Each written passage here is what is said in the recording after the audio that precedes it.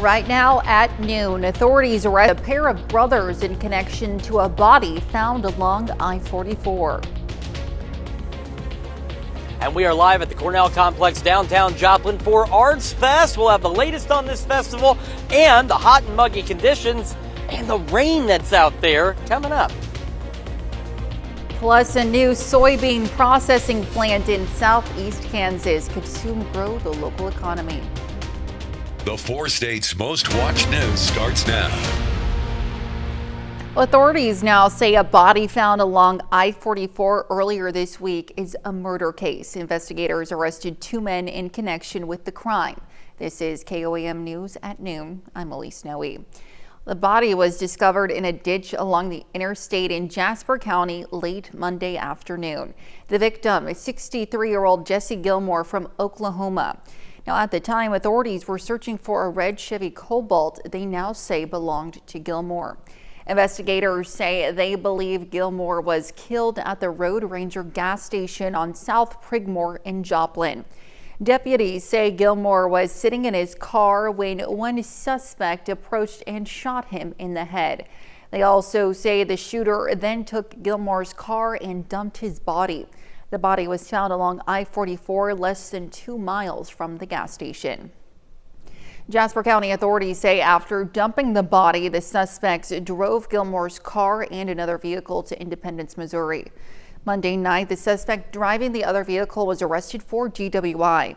Now, on Tuesday, law enforcement in Independence responded to an attempted carjacking. In that incident, authorities say the second suspect shot a woman in the chest. At last report, she was in critical condition. Authorities say the shooter took off but was later caught by Kansas City police responding to another case about a woman who was pistol whipped. Now, the suspects are brothers and illegal immigrants from Honduras. Investigators submitted charges of first-degree murder, armed criminal action, and robbery against one brother to the Jasper County prosecutor.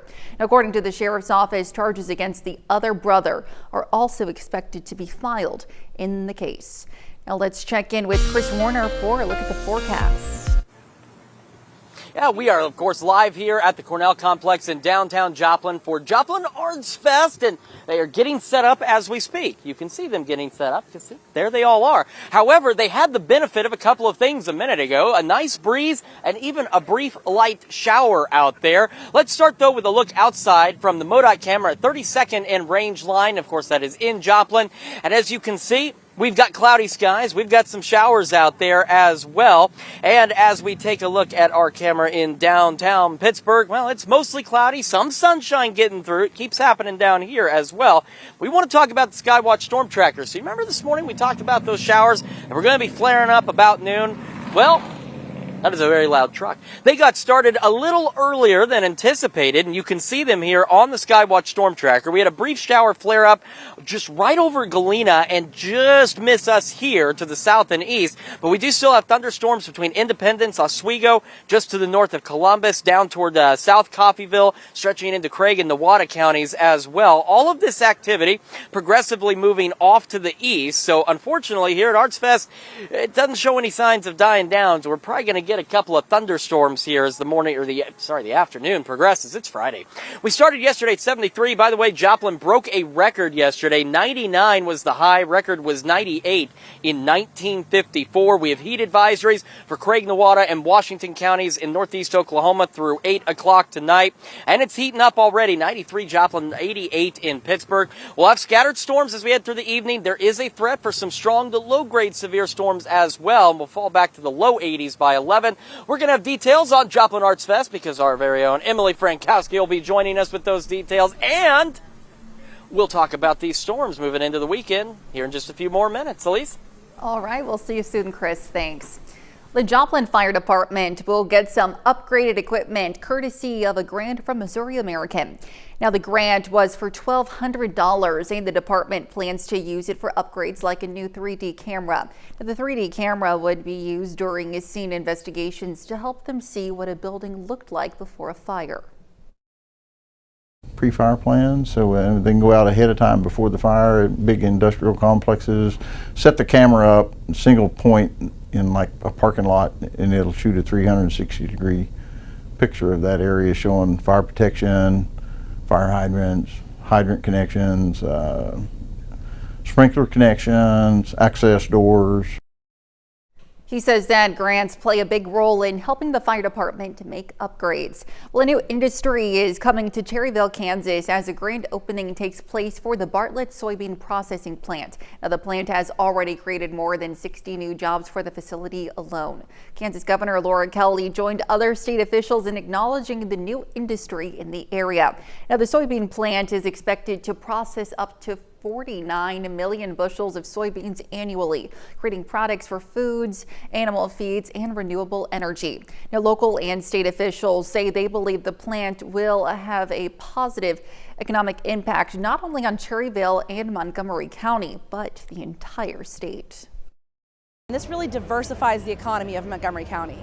Southeast Kansas is really known as blue-collar positions. We have a lot of industry, but this position brings together the history of ag and soybeans, so it brings money to our farmers. It's a guaranteed location for our farmers to bring their soybeans. Now, the plant officially started processing soybeans yesterday, which they began accepting in February. In Cherokee County, Kansas, a health department partnered with the EPA to help people screen for lead in their soil. The screening took place at the Columbus Business and Health Fair. The screening was free of charge and allows people to understand what contaminants are in their soil and what they can do to reduce the health risks these contaminants create. But then if we also see that maybe there's some levels of concern, or if you live in Cherokee County and certain Superfund areas, then we're going to suggest that our friends over here at EPA might be able to come out and formally test at your residence. Experts say lead is their biggest concern due to its impact on the development of young children. Well, coming up, we're live at the Joplin Arts Fest. We'll visit with Emily Frankowski from Connect to Culture. And later, we're making apple potato pancakes in the Mr. Food Test Kitchen. 36 heavy. Welcome back to the KOAM News at noon. We are joined with Connect to Culture's Emily Frankowski. So hello, welcome. Thanks for joining us down here. The rain has stopped for the time being, and you've got an absolutely incredible event lined up for today. Well, yes, everyone needs to come downtown Joplin at the Cornell Complex. We've got the 10th annual Joplin Arts Fest getting set up right around us. Hopefully those clouds stay away.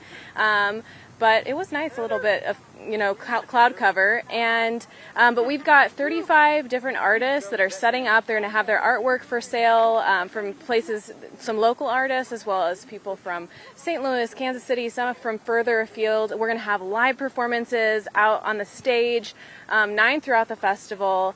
It's just going to be a really great vibe tonight, though. You'll grab a drink, shop the art, listen to music, do some make and take art. So much going on here this weekend. Yeah, a lot of fantastic opportunities out here. And of course, this all starting now, 10th annual. And as you mentioned, too, artists from not just here locally, but around the region. What's it like to be able to create something that is drawing in talent from so far away, because it is so important for them to be here?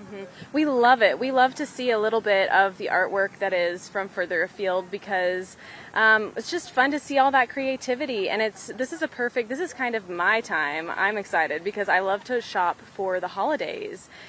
Buying a piece of artwork that is original for someone you love, there's nothing like it. So it's just a great opportunity, and it's a great opportunity for visitors to come to Joplin and enjoy the artwork, and people that live here as well. So we're excited to host all of these artists here and have a great Arts Fest. Excellent. And of course, just because I know what I've got to talk about coming up, if there is rain or you get a stronger storm, what's the contingency plan for folks if they're out here, whether they're vendors or visiting? Yeah, so it is a rain or shine event. So hopefully everyone has great tents, great weights. We have to have all of these requirements in our packet. So we will batten down the hatches and hold on tight, but hopefully those storms will stick farther away. I see them going to the north, to the south, around us. But also, we've got a big tent for the performers. And of course, if we see any lightning, we kind of shut that down and make sure people are safe. Excellent. Emily, thank you so much for taking time for us. And of course, all of this getting underway. You can see all the folks behind us getting themselves ready for this fantastic event. And as Emily said, rain or shine. We're going to have more of the KOAM News right after this, and that includes Mr. Food. Grab your lederhosen and a strainer, and I'll meet you right back here. It'll all make sense, I promise. And as mentioned, we do have some shower and thunderstorm chances heading into this weekend. We'll take a look at that, this heat, and the cold front around the corner when we come back.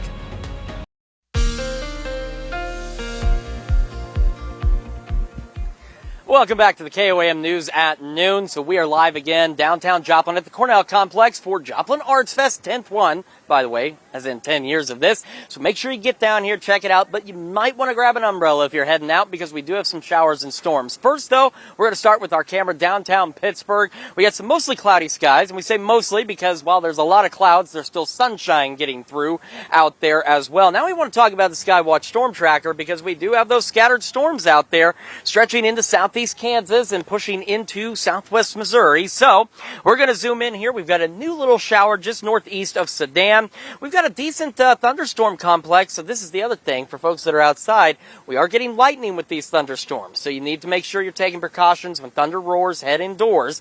But we do have a good thunderstorm now just to the west of Oswego, south of Parsons. This complex stretching down just north of Veneta.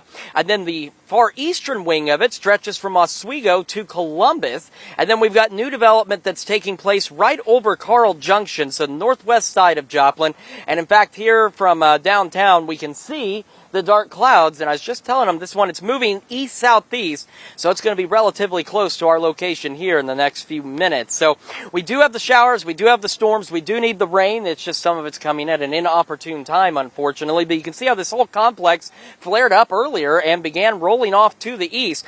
Now later tonight, we do have the chance for some strong to low-grade severe thunderstorms, maybe some hail and gusty winds across parts of southeastern Kansas, but this will be after midnight, and we'll talk about that here on the future track. So heading to the afternoon, these are the storms we talked about this morning in that 12 p.m. to 5 p.m. range. And as you can see, roughly by 5, the last of them are really out of here.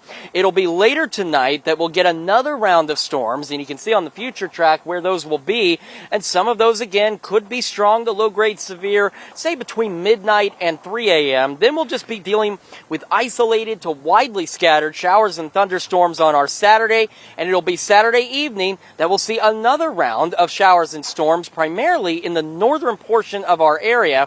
And as we head into Sunday, we'll get another round as the cold front itself approaches of showers and storms. Now, through the first portion of our Sunday, this activity in the northern half of our area, but by about 3 o'clock, once that front starts to roll through, we start getting more scattered thunderstorm development out there, and it begins to actually fill in across the area. And this is where we'll have another 2, possibly 3 rounds of showers and storms, and some of the ones that we see Sunday could also be strong to low-grade severe, with wind and hail as the primary concern. You can see that risk area highlighted for us on our Sunday. So what we're going to do is we're going to skip right ahead to temperatures around the region. Now, where it's been raining, we're down to 80 in Newada, 77 in Independence, but where it has not been so rainy and cloudy, we are talking temperatures already into the upper 80s and low 90s. Upper 90s today, heat index values 105 out there for most of us, and breezy. West winds gusting to 20. Scattered storms tonight, mid-70s, and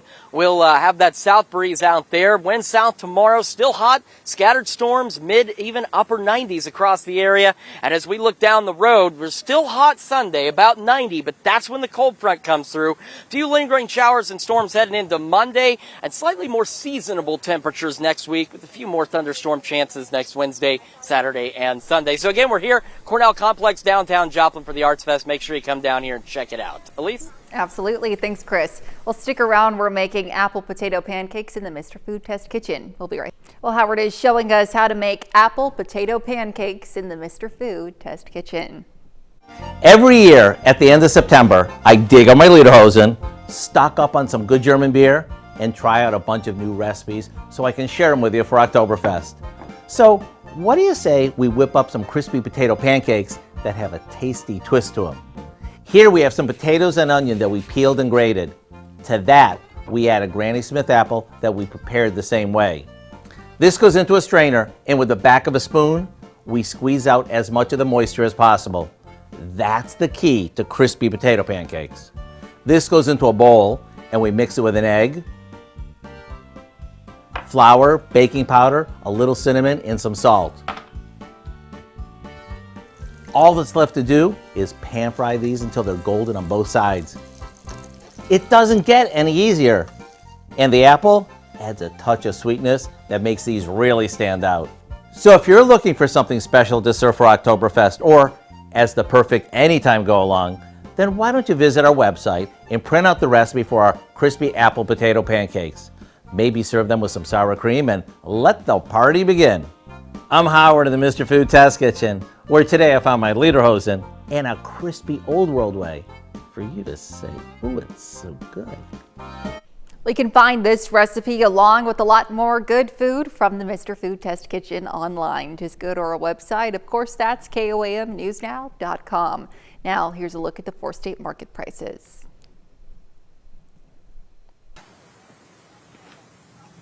Okay, one more last look at the Skywatch Storm Track. I know folks are out here for Arts Fest. We do have one heavier rain shower right on the north side of Joplin. So if you are heading out, just be aware of that. It's also breezy. We've got some thunderstorms that are also still continuing to the east from southeast Kansas out there. So nothing strong or severe with this activity, but if you're outdoors, could cause some hindrances. Upper 90s today, mid 90s tomorrow, scattered storms, maybe a few strong low-grade severe storms tonight and on Sunday. Cold front pushes through and weather gets a little bit better as we head into next week. But again, you can see it right back behind us. We've got this rain shower here and a few more out there. So again, just keep an eye to the sky and make sure you have the KOAM Skywatch weather app. It's got lightning notifications and everything else you need. Absolutely. Hopefully it won't be too crazy out there. Well, coming up tonight at 5, allergy season is upon us, and this season is expected to be a doozy. Now, 1 in 4 people deal with seasonal allergies every year. We're going to learn about some tips from doctors to protect yourself this autumn. Plus, the KOAM Roadshow will be live again at the Joplin Arts Fest. Be sure to check it out.